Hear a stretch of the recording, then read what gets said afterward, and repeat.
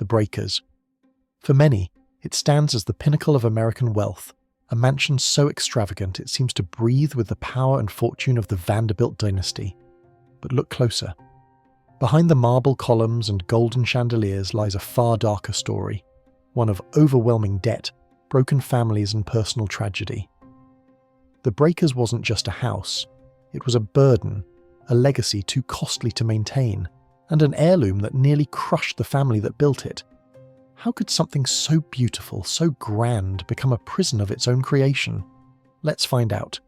Newport, Rhode Island, 1893. The ocean crashes against the cliffs with a rhythm older than memory. But above that ancient pulse, something new is rising. Something that will dwarf the waves themselves. 70 rooms, 125,000 square feet.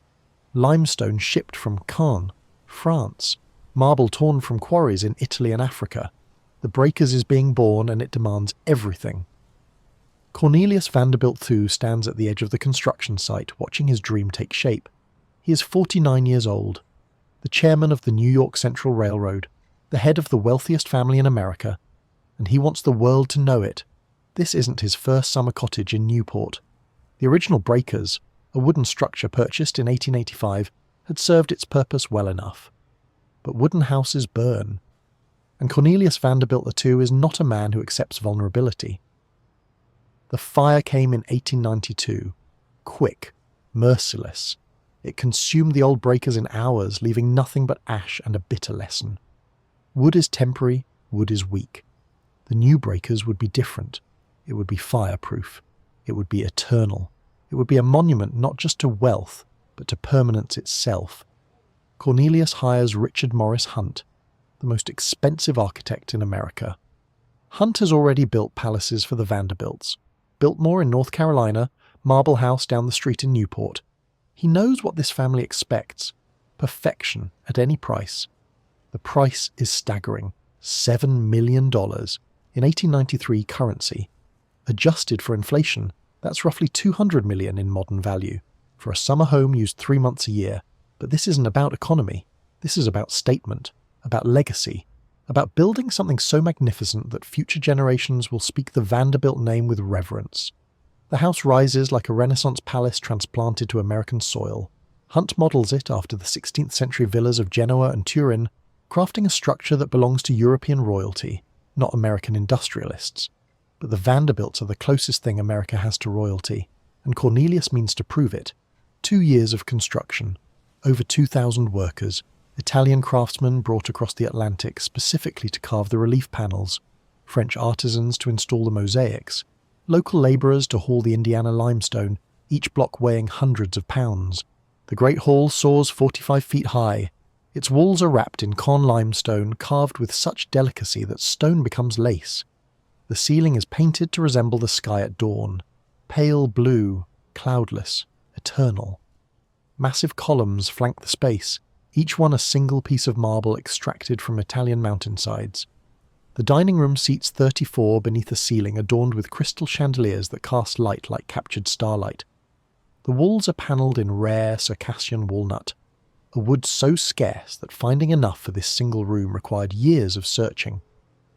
The morning room bathes in golden light filtered through stained glass. The library shelves hold leather-bound volumes that Cornelius will never read.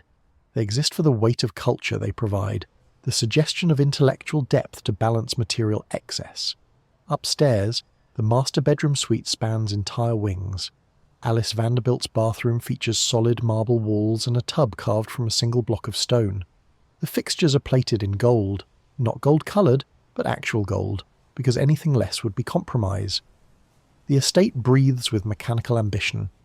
Central heating, a rarity in 1895. Electric lights powered by the mansion's own power plant. Hot and cold running water in every bathroom. An intercom system connecting 30 rooms. Modern luxury wrapped in Renaissance grandeur, but machines require maintenance. Grandeur demands sacrifice. And the Breakers, even as it rises toward completion, begins to reveal its true nature. This house is not content to simply exist. It demands, it consumes, it requires an army to function. 33 servants live in the mansion full-time during the summer season. Maids, butlers, footmen, cooks, laundresses, valets, ladies' maids, each one a cog in the vast machine that keeps the Vanderbilt world spinning smoothly. They occupy the 4th floor, tucked away where guests won't see them, out of sight but never out of duty. The kitchen operates like a restaurant. Multiple courses prepared for every meal. Breakfast, lunch, tea, dinner, late supper. Food sourced from around the world. Oysters from Long Island, beef from the Midwest, wine from French vineyards, fruit from hothouses maintained year-round. The maintenance never stops. Marble must be cleaned daily. Crystal must be polished. Carpets must be beaten. Windows must be washed. Floors must be waxed. The house ages even as it's being born, and age must be fought with constant vigilance. Cornelius Vanderbilt II finally moves his family into the breakers in the summer of 1895. He is 51 years old. His wife, Alice, is 44. Their children, Alice, Gertrude, Cornelius III, Gladys and Reginald, range from teenagers to young adults. They step into a palace that exists primarily to announce their importance to the world. The house is perfect. The house is complete. The house is everything Cornelius envisioned, and the house is already beginning to devour them. Because the Breakers is not just a mansion. It's a hunger that can never be satisfied, a monument that demands tribute in perpetuity. Beautiful, yes. Grand, certainly, but also insatiable in its appetite for money, attention, and sacrifice. The summer parties begin. Newport society floods through the gates, marvelling at the excess, whispering about the cost, envying the display. The Vanderbilts have won. They have built the ultimate symbol of their dynasty. But victory, when built from limestone and gold, requires defence, and defence requires resources. Resources that even the Vanderbilt fortune, vast as it is, cannot supply forever. The foundation is laid. The palace is complete. The family is installed. Now comes the hidden cost of keeping it alive. The Breakers consumes $400,000 every year just to exist. $400,000 in 1895 currency. That's roughly $14 million today, per year. For maintenance, staff, utilities, taxes, and the endless small deaths that plague any structure exposed to ocean wind and salt air. This is the reality that exists behind the marble facade. The truth that no guest at those glittering summer parties ever sees. The mansion requires 40 servants during the peak season. 40 human lives dedicated solely to keeping this one building functional. The wages alone are staggering, but wages are just the beginning. The head butler earns $100 per month, good money in an era when factory workers make 50 cents a day. The chef commands even more, brought from Europe specifically for his mastery of French cuisine. The ladies' maids, the footmen, the scullery workers, each one represents a line item in an expense ledger that never stops growing. They work 18-hour days. They rise before dawn to light the fires, heat the water, prepare breakfast. They work until midnight, cleaning up after dinner parties, turning down beds, ensuring that when the Vanderbilts wake, the house will appear to maintain itself through magic rather than labour. The machinery that makes the Breakers modern also makes it expensive. The power plant requires constant fuel. Coal arrives by the ton, burned to generate electricity for lighting that most American homes won't have for another 20 years. The central heating system devours coal in winter, even though the family is rarely in residence during cold months. You can't simply turn off a system that massive. It must be maintained year-round, or it will fail when needed. The plumbing is a marvel and a nightmare. Miles of copper pipe threading through the walls, carrying hot water to those luxurious bathrooms with their marble tubs and gold fixtures. But pipes corrode. Seals fail. Water damage is a constant threat in a house this large. A single leak can cause thousands in damage before anyone notices.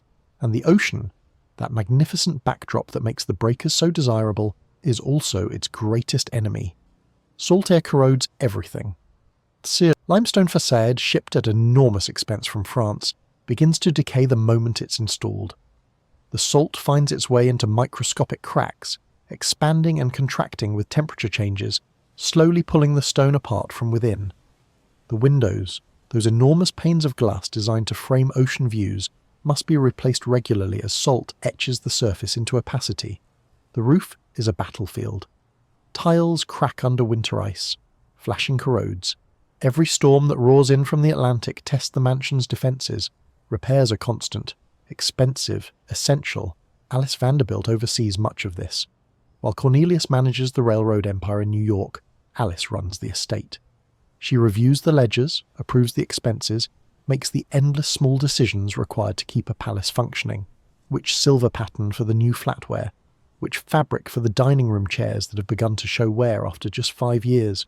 Which craftsman can be trusted to repair the hand-painted ceiling in the music room without destroying the original artistry? The mental toll is invisible, but real. This isn't a home in any normal sense. It's a performance space, a stage set that must be maintained in perfect condition for an audience that arrives every summer expecting to be dazzled. The pressure fractures the family in ways both subtle and profound. Cornelius III, the only surviving son, grows up watching his father sacrifice everything for business and legacy. The railroad demands constant attention. The breakers demands constant money. Where in this equation is there room for a son who wants his father's time more than his fortune? Gertrude, the most artistically inclined of the children, begins to see the breakers not as a home but as a cage. A gilded, beautiful cage that defines her existence before she has any say in the matter. She will later become a sculptor and patron of the arts, founding the Whitney Museum. But first, she must escape the gravitational pull of this mansion that seems to swallow all individuality in favour of family image.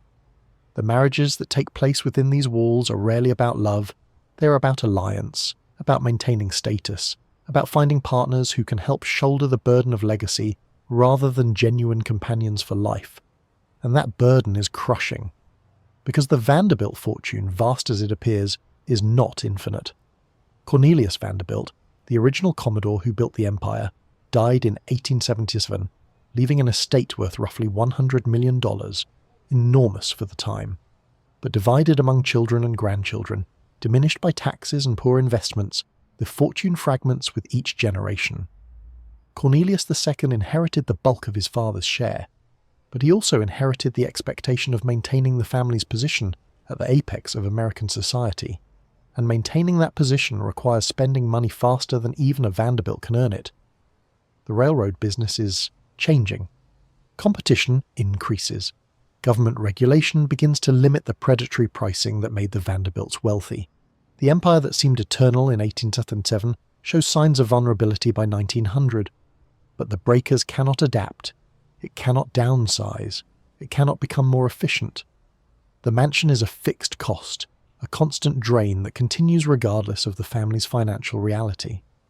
Cornelius II suffers a stroke in 1896, barely a year after the breakers is completed. He is 52 years old. The stress of managing the railroad, the pressure of maintaining the family's social position, the weight of legacy, something breaks inside him. He survives, but he is diminished. The titan who commanded empires now struggles with basic tasks. He spends more time at the breakers, confined to a wheelchair, watching the ocean that once symbolized his power. Alice becomes both wife and nurse, manager of the estate and caretaker of an invalid. The parties continue because the parties must continue. Appearances must be maintained. But behind the scenes, the cracks widen. The house demands more. Always more. New furnishings to replace those damaged by salt air. New staff to replace those who quit under the brutal work conditions. New systems to maintain the illusion of effortless luxury. The bills pile up like waves against those cliffs, each one eroding a little more of the foundation. In 1899, Cornelius II suffers a second stroke. He is 55. His health fails rapidly. The man who built the breakers as a monument to permanence discovers that nothing is permanent. Not wealth, not power, not life itself. He dies in September 1899 in a hotel room in New York, far from the palace he created. He is 56 years old. The breakers passes to Alice, along with the fortune, along with the responsibility, along with the crushing, endless burden of maintaining a legacy she never asked for. The mansion becomes her prison, beautiful, luxurious, and utterly inescapable. Because selling is unthinkable. The breakers is more than property. It's the physical manifestation of the Vanderbilt name. To sell would be to admit defeat, to acknowledge that the dynasty is mortal after all. So Alice stays. She maintains, she spends, She watches the fortune her husband left her slowly drain away into the insatiable maw of this limestone palace. The servants continue their work. The systems continue to function. The parties continue to dazzle. But underneath, invisible to Newport society, the structure is beginning to fail. Not the physical structure that will stand for generations, but the financial and emotional structure that allows a family to sustain such excess. That's what's crumbling. That's what's being slowly crushed under the weight of all that marble and gold. The hidden reality is this. The Breakers is a machine designed to convert wealth into status, and it works with ruthless efficiency. But status, unlike wealth, cannot be converted back. You can't sell. Prestige to pay the bills. You can't mortgage reputation to fund repairs. The mansion has achieved its purpose. It has announced the Vanderbilt dynasty to the world in unmistakable terms. But achievement and sustainability are different things. And as the new century dawns, as Alice ages within these walls, the question becomes not whether the Breakers is magnificent, but whether magnificence is worth the cost. The house doesn't care about such questions. The house only demands, and those who inherit it have two choices: feed the hunger or walk away. Alice, in 1900, chooses to feed it. But the hunger only grows. The 20th century arrives with promises of progress. Automobiles, airplanes, electric lights spreading beyond the mansions of the wealthy into ordinary homes. America is transforming, becoming something new, something modern. But the Breakers exists outside of time, locked in 1895, demanding the same tribute it always has, regardless of changing economic realities. Alice Vanderbilt ages within its walls. The parties grow smaller. The guest lists contract. Newport society itself begins to shift as new fortunes, oil money, steel money, automotive money, challenge the supremacy of railroad dynasties. The Vanderbilt children scatter. They marry, often poorly. They pursue their own lives, their own interests. The Breakers becomes Alice's domain, increasingly isolating as the years pass. The maintenance costs don't decrease with reduced use. If anything, they increase. An empty mansion deteriorates faster than an occupied one. The systems still require operation. The staff still requires wages. The ocean still wages its war against limestone and glass. By 1910, Alice is spending more than half her annual income just maintaining the estate, not improving it, not renovating it, simply preventing decay. The fortune that Cornelius II left her was substantial, perhaps $70 million in total assets. But assets tied up in property and investments don't pay immediate bills. Converting them to liquid cash often means selling at a loss, and every sale diminishes future income. The mathematics become inescapable. The Breakers cost more to maintain than it will ever provide in value. It cannot be rented. Who would rent a 70-room summer cottage for 3 months? It cannot be repurposed. What business could operate in such a specific, impractical structure? It can only be fed endlessly or abandoned. But abandonment is surrender. And Alice, raised in an era when family honour meant everything, cannot surrender. The First World War brings new pressures.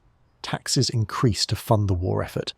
Income tax, once unthinkable for the wealthy, becomes law in 1913. The government now takes a percentage of Vanderbilt income that would have seemed outrageous 20 years earlier. Inheritance tax follows. When wealth passes from one generation to the next, the government takes its share. The empire that the Commodore built, designed to provide for his descendants in perpetuity, is slowly carved apart by legal taxation. The Breakers survives the war, but the family that owns it is diminished. Alice's children, now adults with their own financial pressures, begin to question the value of maintaining their mother's palace. Gertrude, the sculptor, builds her own life in New York. She has her art, her museum project, her independence. The Breakers is a memory, not a home. Cornelius III serves in the military, returns to civilian life, struggles with the expectations placed on a Vanderbilt heir in an era when Vanderbilt no longer means what it once did. He will die in 1942, his portion of the fortune further reduced by his own expenses and the continued erosion of family wealth. Gladys marries a Hungarian count, lives abroad, distances herself from the American mansion that symbolizes a past she's trying to escape. Reginald, the youngest, becomes the family's greatest tragedy. Alcoholism, failed marriages, reckless spending. He dies in 1925 at age 45, his fortune squandered, his daughter Gloria left to be raised by relatives in a custody battle that will scandalize New York society. The Vanderbilt dynasty, so mighty in 1895, fractures under the weight of its own excess, and through it all, the Breakers remains, unchanging, demanding, a monument to an era that no longer exists, consuming resources that a shrinking fortune can barely provide. Alice lives until 1934. She's 89 years old when she dies. She has spent 35 years as the mistress of the Breakers, 35 years of parties and maintenance, of ledgers and compromises, of watching the world change while living in a palace designed to resist change. The estate passes to her daughter, Gladys Sessions, and Gladys, within months, understands what her mother spent decades refusing to acknowledge. The Breakers cannot be sustained. The Great Depression has devastated American wealth. The Vanderbilt fortune, carefully husbanded through Alice's lifetime, shrinks dramatically as investments fail and income sources dry up. The maintenance costs remain constant. The staff still requires payment. The systems still demand fuel. The ocean still corrodes the limestone. Gladys reviews the finances with brutal clarity. She can keep the mansion for perhaps another decade, spending down her inheritance until nothing remains. Or she can make a different choice. In 1948, she leases the Breakers to the Preservation Society of Newport County for $1 per year. The mansion will be open to the public as a museum. Tourists will walk through the Great Hall, marvel at the dining room, photograph the marble bathrooms. The Breakers will survive, but not as a private home. As a monument to a vanished era, the lease is essentially a surrender disguised as philanthropy. Gladys retains ownership, technically, but she has no intention of living there again. The house has defeated her, as it defeated her mother, as it would have eventually defeated anyone who tried to maintain it as a private residence. In 1972, Gladys sells the Breakers to the Preservation Society outright for $365,000, roughly $200 million less than it cost to build in inflation-adjusted terms. The mansion that was supposed to be a dynasty's eternal monument lasts 77 years in Vanderbilt hands, 2 generations from construction to sale, a legacy that collapsed under its own weight. The crisis wasn't sudden, it was inevitable. Written into the DNA of the house from the moment Richard Morris Hunt drew the first architectural plans, a structure this grand requires resources this vast, and no family, no matter how wealthy, can provide resources in perpetuity. The Breakers was designed to demonstrate the permanence of Vanderbilt power. Instead, it demonstrated the opposite. It showed that even the greatest fortunes are temporary. Even the most magnificent monuments eventually outlive their creators. The house stands, the family is gone, and in that inversion lies the true cost of the legacy they built. Today, the Breakers receives more than 400,000 visitors per year. They pay admission to walk through rooms that Alice Vanderbilt once struggled to afford maintaining. They photograph ceilings that consumed fortunes just to keep clean. They marvel at marble bathrooms that represented financial burdens disguised as luxury. The Preservation Society operates the mansion as a museum, a business, a tourist attraction. The entrance fees cover maintenance costs that once bankrupted a dynasty. The house finally pays for itself, but only by ceasing to be a home. This is what survives.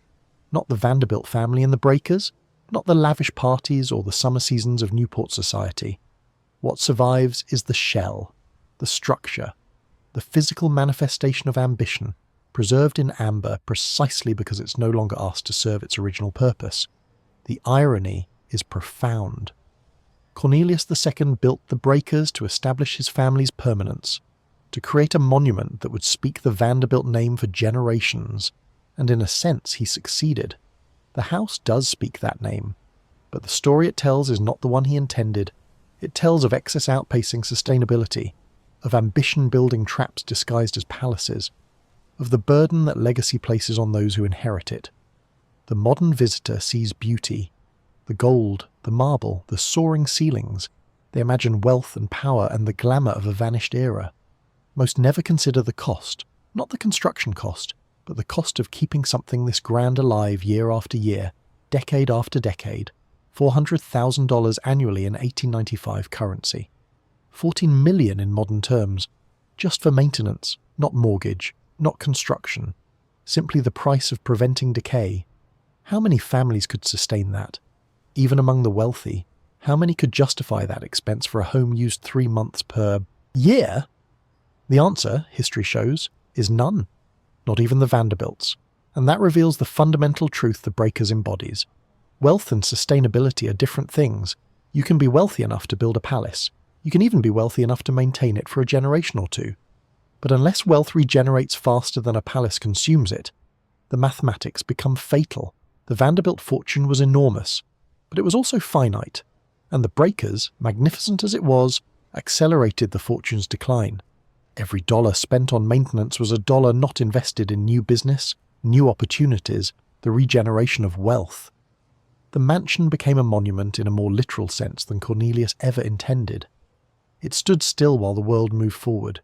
It consumed resources while providing no economic return. It was, in the truest sense, a luxury the family could afford to build but not to keep. Alice understood this, certainly by the end. The decades she spent within those walls, managing the endless expenses, watching the fortune drain away, she knew, but knowing didn't provide solutions. The house existed, it demanded, and she, bound by duty and family honour, fed it until she died. Gladys made the harder choice. She acknowledged reality. She admitted that the dynasty's symbol had become its burden. She walked away, allowing the house to survive by transforming it into something else entirely. Was that betrayal or wisdom? Did she fail the family legacy or save it? The question assumes the legacy was worth saving in its original form. But perhaps the real legacy isn't the house itself.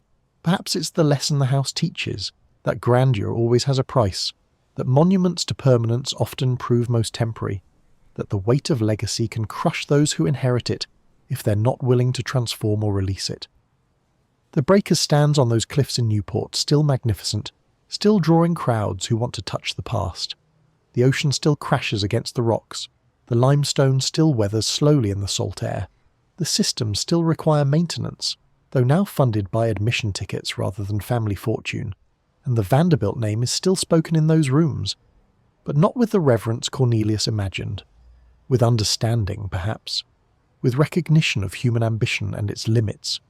With awareness that even the greatest fortunes are tools, not destinies, and that tools, misused, can become burdens. The modern descendants of the Vanderbilt family scattered across the country no longer speak of the Breakers as theirs.